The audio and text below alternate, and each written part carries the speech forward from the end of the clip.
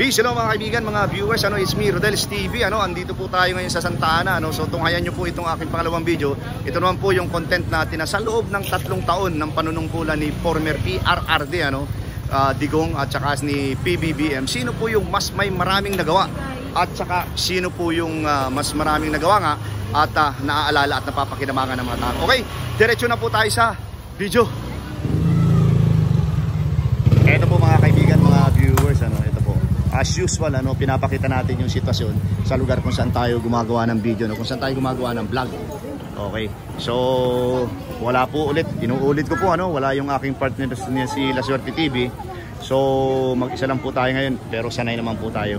So dito po sa aking pangalawang content, ito po, simulan na natin ang ating angkat, rapido, kalye survey. Simulan natin dito kay Kuya.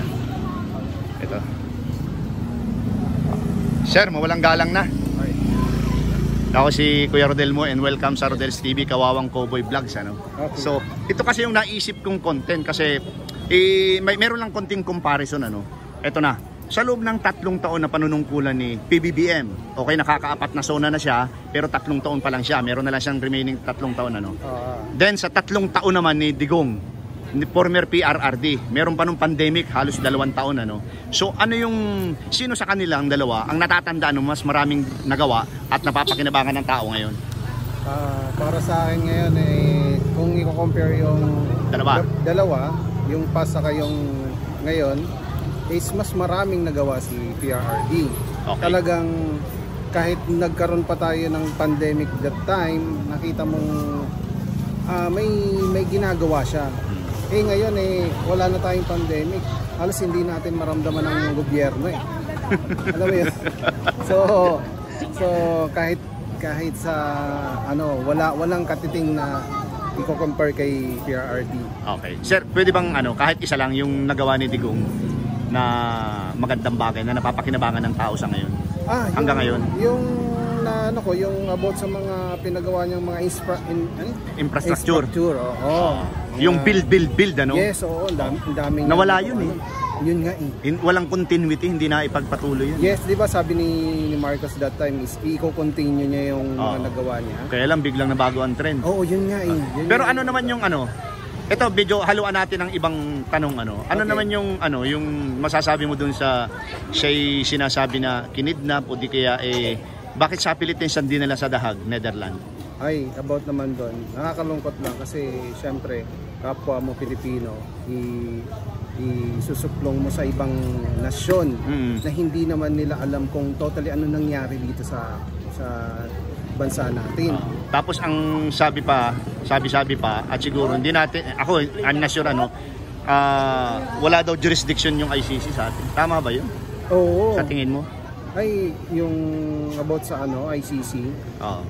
Dapat, kasi doon siya nakakulong ngayon Dapat nga tawag dito para sa akin pawalan na lang si Tatay Digong. Oo, kasi hindi naman pang sarili niya lang yung ginawa niya Para naman yun sa nasyon natin sa atin yun Para sa bayan. Para sa bayan yun. So sana mas manaig pa rin yung katotohanan. Okay, sir. Thank you very much sa idea mo. Sir, request lang, lagay kita sa thumbnail 1, 2, 3. Okay. So, ilagay ko lang sir sa my day ko yung picture natin. Okay sir, thank you. Okay. Okay lang ba kang interviewin kayong dalawa? Okay lang? Ayaw Ayaw mo mapanood sa YouTube?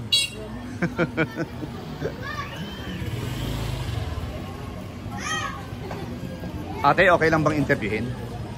Mapapanood po kayo sa aking YouTube channel. Simple lang po yung tanong ko. Pero simple lang, hindi po sa bago yan. Kasi yung tanong ko naman sa national issues Okay lang. Simple lang po yung tanong ko. Ito kasi, sa loob ng 3 taon na panunungkulan ni PBBM, okay? At sa loob, simple lang to. Sa loob ng panunungkulan ng 3 taon naman ni former PRRD ni Digong, sino ang mas maraming nagawa? Yung para sa iyo lang. Si former Duterte. Okay. So ano naman yung masasabi mo na siya'y pinadala sa ibang bansa para doon litisin?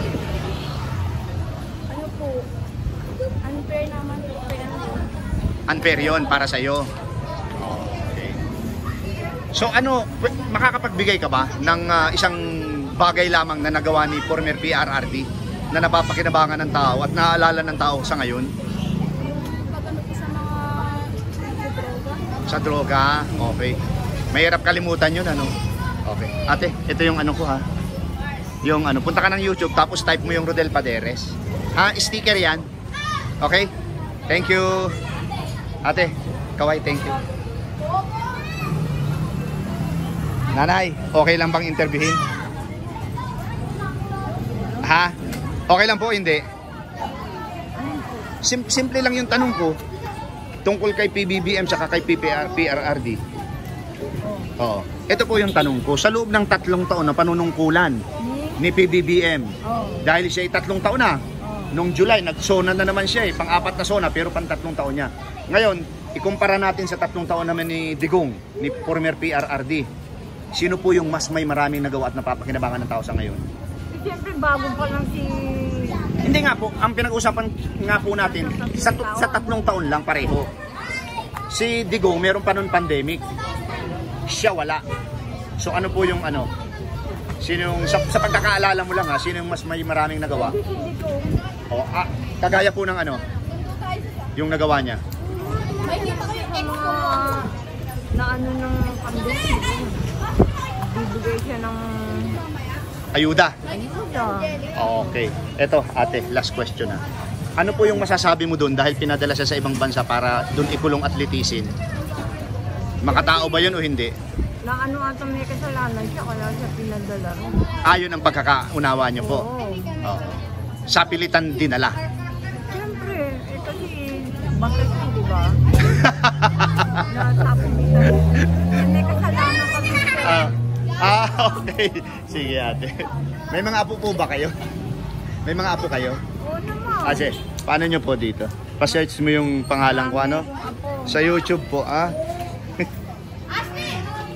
Okay na po? Okay. Thank you. Okay lang ba interviewin ikaw? Ate, okay lang ba interviewin? Mapapanood kayo sa YouTube channel ko. Ikaw, sir. Okay lang? Okay lang? Okay, pag hindi okay, hindi ko naman pipilitin. Hindi, ikaw. Oh, hindi. Okay, thank you. Ito si ate. Na-interview ko yata ito nung last year, ano? Ikaw, di ba yung nagtitinda dito noon? Sabi ko na. Natatandaan ko na. Chocolate. Sige ate. Kahit okay lang ate ha, kahit nagpapalamig ka. Sabi ko na parang naalala ko. Sa ano po, opo. Sa YouTube channel ko ate. Ito po yung aking YouTube channel. Ito na lang, tanungin po kita. Ayaw mo. Ito si ate. Ito sanay si ate ito eh. Saka malupit. Pag sumagot. Ate, ito. Kuya, makikita yung mukha ko dyan. Okay lang yan. Ako Bicolano eh. Anong probinsya mo ka?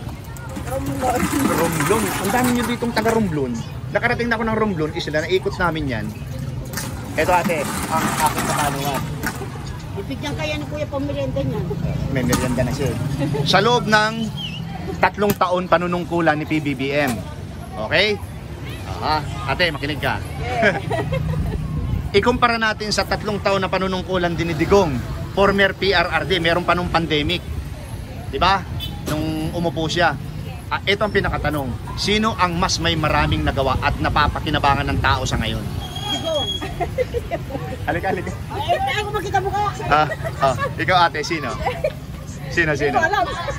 Hindi, sino nga? Yung sa pagkakaano mo lang, pagkakaunawa mo lang. Si Digong. Okay, si Digong. Okay. Sa ate, ano sabay alis eh. Oo nga eh, pero alam niya kung sino yung mas marami. Ate, ano yung masasabi mo doon na sa Philippines ang kinuha tapos dinala sa Netherlands? Meron ka bang ano doon? Masasabi? Wala? Wala. Ito ate. Tawa ka ng tawa. Okay lang? Interviewin? Okay lang. Ikaw sir, okay lang interviewin ka? Sir, okay lang interviewin ka? Madali lang ito. Ito, mapapanood ko sa aking YouTube channel. Yan, sticker. Okay lang interviewin? Okay lang. Simple lang yung tanong ko. Okay. Sa loob ng 3 taon na panunungkulan ni PBBM, kilala mo, di ba? Bongbong Marcos. Ikumpara natin sa 3 taon panunungkulan naman ni PRRD, meron pa nung pandemic. Sino ang mas may maraming nagawa na napapakinabangan ng tao hanggang sa ngayon at naaalala ng tao? Si PRRD po. Sino? PRRD. PRRD. Meron ka bang naaalala na nagawa niya, na naaalala ng tao ngayon? Yung mga drug addict. Drug addict, okay. Tapos yung, di ba yung iba naman dyan ay binigyan niya ng parang yung rehab, rehabilitation center, di ba? Yung mga sumusuko. Ngayon ka, ano naman yung masasabi mo dahil siya ay sa pilitang dinala sa sa Daheg, Netherlands. Tapos doon lilitisin. Anong idea mo doon? May idea ka ba doon? Wala rin ako idea mo. Wala kang idea doon. Pero ang sinabi-sabi kasi doon, yung mga lumalabas, sa pilitan daw yun, parang kidnapping daw yun. May idea ka ba doon sa sinabing ganun? Wala rin akong idea po. Wala. Okay. Thank you very much. Eto na po mga kaibigan, viewers. So, anong street na ito? Alam mo to? Itong street na to? Ha? Ito kasi, ano ito? Nalilimutan ko lagi. Ayun. Branch 84. Okay, thank you very much. Thank you.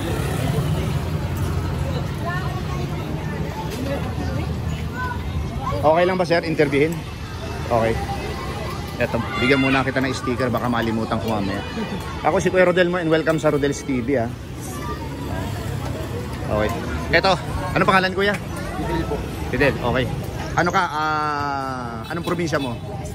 Masbate. Tato ka magtarang Bicol eh. Tao. Ako kasi Bicolano din eh. Bicol din yung Masbate eh. Tawid pa yun po? Oo nga, tatawid kayo. May halo na kayong Bisaya. Oo. Okay, ito yung tanong ko. Okay.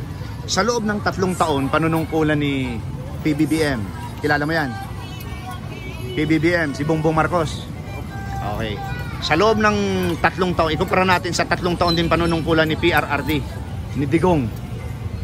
Okay? Kilala mo naman si Digong? Opo. Sino ang mas may maraming nagawa na pakinabangan ng tao sa ngayon? Yung sa tingin mo lang. BBBM din, marami din. Oh, pero sino nga? Yung sa tingin mo lang, 3 taon sa kanya, 3 taon kay Digong. Si Duterte talaga. Si Duterte talaga. May panahon pa ng pandemic yun, di ba? Oh, pero ano yung natatandaan mo na napagawa niya na napapakinabangan ng tao sa ngayon? Duterte. Yung tungkol saan? Wala akong alam nun. Oh, yung Dolomite Beach, pinagawa niya yan. Tapos yung sa mga rehabilitation ng mga nag-a-addict. Di ba sa kanya yan? Oo. Oh, ikaw, ano yung sa tingin mo naman yung napagawa ni PBBM? Marami din na gawa. Ano nga?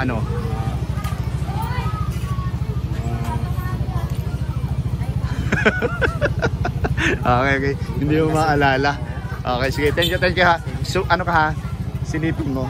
Okay. Yun tayo mga kaibigan. Yun talagang ika nga na ano natin. Dito tayo kay Kuya. Kuya, okay lang bang interviewin kita? Okay lang interviewin kita? Mapapanood ka sa aking YouTube channel. Ito ka ng YouTube channel.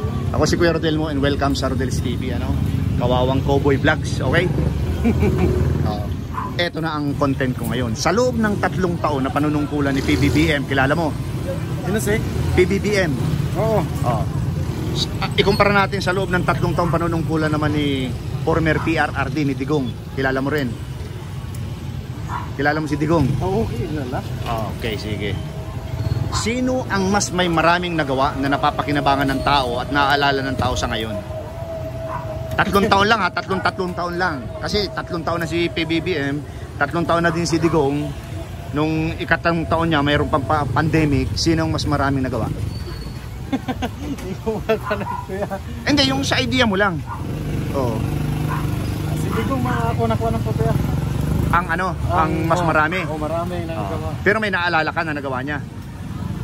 Kagaya ng ha? Parang pag-concert drug lord. Drug lord. Oh. Okay. Pag tigil sa mga drug load, diba? Oo. Pero kung halimbawa kuya yung ano, sabihin natin, tanungin naman kita, ano yung idea mo, yung sapilitang pagkuha sa kanya tapos dinala siya sa Dahag, Netherlands, may masasabi ka ba dun? Wala? Wala masasabi. Wala, okay. Kuya, thank you ha. Oo. Okay, thank you. Ate, halika, nakatawa. Ate, nakatawa ka, halika. Ito na lang si kuya. Okay lang kuya, interviewin kita. YouTube channel po, mapapanood ka. Okay lang po. Okay lang. Okay, sige. Ito po yung aking YouTube channel, ano. So ito po, simple lang po yung tanong ko, ano. Sa loob ng 3 taon na panunungkulan ni PBBM, ikumpara natin sa loob ng 3 panunungkulan din naman noong araw ni former PRRD ni Digong, merong panun pandemic. Sino po yung mas may maraming nagawa na napapakinabangan ng tao at naaalala ng tao sa ngayon? Maganda rin naman ang ano ni BBM. Ano po? Maganda rin ang ano niya. Oh, hindi po, ikukumpara natin yung nagawa niya sa nagawa ni Digong. Sino yung mas marami? Mas dito ko kaya to, BBM. Oh, sige, ano po 'yon? Maganda rin yung ano, patakaran niya rin. Oh, ano po 'yon? Kagaya ng yung napagawa niya. Yung mga tulay na papuntang Bisaya. Tulay papuntang Bisaya. Saka marami pa. Saka yung mga ano, itong ano ng 4-piece. 4-piece, okay. Ay si ano po, si PRRD, may naaalala kayo? Wala? Wala sir. Wala? Digong. Oh, bigyan kita ng isa lang, yung Dolomite Beach, pinaganda niya. Yung Boracay. Boracay. Oh, tapos yung mga addict, Oo, nilagyan niya ng mga addict. rehabilitation center. Oo. Oh. Tapos yung mga ayuda sa mga panahon ng pandemic. Oo. Yung mga yun. So, hindi niyo po naaalala yan, nagawa niya yan. Naalala din. Pero kung ikukumpara, mas kay BBM kayo, kay Digong. Kaya bibita ko. Kay BBM ka. Kasi malapit din sa amin yun sa Pangasinan. Ay, Ilocano ka po? Pangasinan sir. Okay. Di ba ang Pangasinan ano yan? Halo na yan?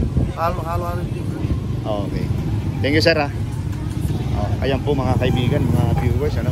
So, meron pong isa dito na PBBM. Sir, mga sir, okay lang ba interviewin kayo? Okay lang interviewin kayo? Mapapanood kayo sa aking YouTube channel. Hindi, ano lang po, wala pang 1 minuto ito. Pag sumakay, di i-cut natin yung ano. Okay? Ikaw muna. Ito. Yung YouTube channel ko. Natutukan na kayo ng camera sir eh. Oo. So makikita na kayo. Pag in-upload ko, makikita na kayo. Ito, simple lang ano. Sa loob ng 3 taon na panunungkulan ni PBBM, ikumpara natin sa loob ng 3 taong panunungkulan ni former PRRD. Sino yung mas may maraming nagawa na aalala ng tao at napapakinabangan ng tao hanggang sa ngayon? Ikaw, sir. Ay. Oh, sige, ikaw, sir. Wala akong mahal eh. Wala ka. Hindi maintindihan eh. Ikaw, sir. Ano, hindi, 3 taon lang na panunungkulan ni PBBM. 3 taon na panunungkulan ni Digong. Sino yung mas may maraming nagawa? Sasabihin mo lang si Digong o si PBBM. BBM. O ikaw, kuya. Sino mas maraming nagawa?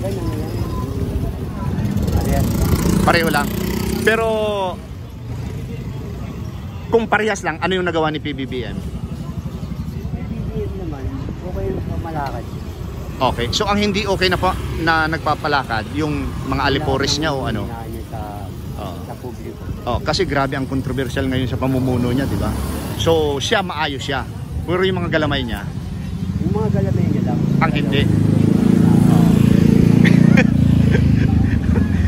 Parang nadidiktahan siya eh. Oh, pero ang para sa iyo, pareho lang sila. Parehas. Patas lang. Parehas. So wala ka dito sa isa, wala ka dito sa isa. Wala. Patas lang. Patas. O ikaw, sir. Siya patas, ikaw.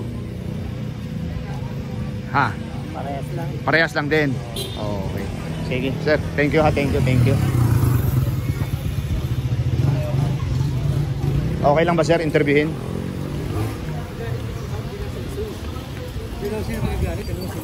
Eto, lakad po tayo mga kaibigan. Mga nanay, okay lang po bang interviewin kayo? Simple lang po yung tanong ko sa YouTube channel ko. Pero maganda yung tanong ko. Oo, napakaganda ng tanong. Okay lang, nanay? Simple lang po. Kasapin daw kayo, ante. Simple lang. Isang tanong lang. Isang tanong, isang sagot. Sige. Oo. Sige po, tanongin niyo po yung aking ante. Pero ikaw din po, Ay, kasabi tatanungin ako. din. Oo. Kasi ayan po, natutuwa ka na kayong camera. Ganito po. Sa loob ng 3 taon na panunungkulan ni PBBM, kilala nyo? Apo. Sa loob ng 3 taon na panunungkulan ni former PRRD, kilala nyo rin? Si Digong. Apo. Okay, sino ang mas may maraming nagawa na napapakinabangan ng tao at naaalala ng tao sa ngayon? Hanggang ngayon. Ikaw ate, sino po? Sino yung mas may maraming nagawa? Si Digong noon mayroon pang pandemic. Si PBBM walang pandemic. Ngayon, ang tanong, sino yung mas may maraming nagawa? Sa loob ng 3 taon. Kasi 3 taon na siya. 3 taon din ni Digong, may pandemic pa noon. Sino po? Ikaw ate? Parehas lang po. Parehas lang, ikaw po. Si PBBM. PBBM mas marami nagawa. Meron po kayong naaalala na kahit isa lang na nagawa niya? Na nagawa niya. Oo. Yung mga airport. Airport, okay. Ikaw ate? Patas ka, di ba? Oh, pareho sila. Magaling sila eh. Oo. So, yung nagawa ni PBBM, meron kang maibibigay na sample? Wala. Yung mga bigas bumababa. Pero meron na po bang 20 kagaya ng pangako niya? May pangako siya sa doon lang sa norte lang. Oo. 2 at saka 3 pa lang, pero wala pa. Wala pa dito sa Wala pa sa dito Manila. Sa Metro Manila. Doon Oo. lang sa region 2 at saka 3 daw. Ewan ko kung meron na doon. Okay. Ay, yun naman pong nagawa ni Digong na naalala mo. Binigyan kami ng additional na 1,000 sa SS pension. SS pension. Oh, ikaw po, yung kay Digong naman, yung naalala mo. Wala akong pension eh. Wala kang pensyon. So hanggang doon lang po yung naalala nyo. Okay. Mga ate, thank you very much po sa inyo.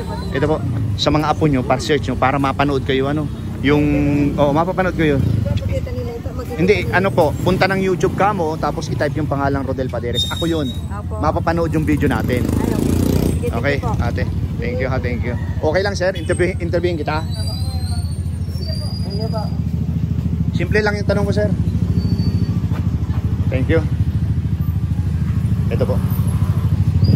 Okay lang po. Okay sir, ito yung tanong ko. Punta ka ng YouTube, type mo yung Rodel Paderes. Okay, ito yung tanong ko. Sa loob ng 3 taong panunungkulan ni PBBM, kilala mo? PBBM, si Bongbong Marcos. Ngayon, ikumpara natin sa loob ng 3 taong panunungkulan ni Digong, former PRRD. Kilala mo rin? Okay. Sino ang mas may maraming nagawa na napapakinabangan ng tao at naaalala ng tao hanggang sa ngayon? Sa pagkakaunawa mo lang, pagkakaalala mo lang ha? Sino? PBBM o Digong o PRRD?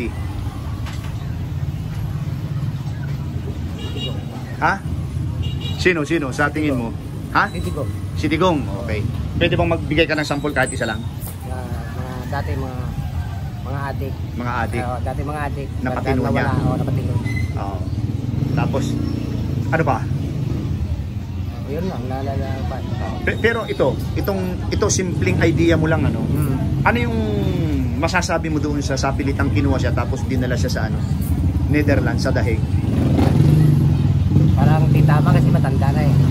80 years old Period na eh. Tanda na siya eh. Hindi, sabi nga nila member pa daw tayo ng ICC, pero sinasabi naman ng iba hindi na daw, pero dapat dito litisin, pero sapilitang dinala doon litisin ay hindi na nga tayo membro. So wala ka nang gustong idagdag, okay na yun. Okay, sir. Thank you ha. Okay. Ayan po mga kaibigan, mga viewers So ito po yung sitwasyon dito sa lugar na to Ayan po. Okay, dito na po ako pansamantalang tinatapos yung aking second video Okay, thank you very much and God bless po. Peace. Ayan po mga kaibigan, mga viewers, inyo pong napakinggan yung lahat ng aking interview dito po sa aking content sa loob ng 3 taon na panunungkulan ni PBBM at sa loob ng 3 taon naman na panunungkulan ni former PRRD meron pa po nun halos 2 taon na pandemic. Sino po yung mas may maraming nagawa? Ayan po, napakinggan nyo po dun sa lahat ng aking interview kung yung kanila pong mga sinasabi, yung kanila mga idea, yung kanila mga opinion. And pangalawa po, maraming salamat po sa suporta sa aking munting channel. God bless you more. Thank you. Salamat.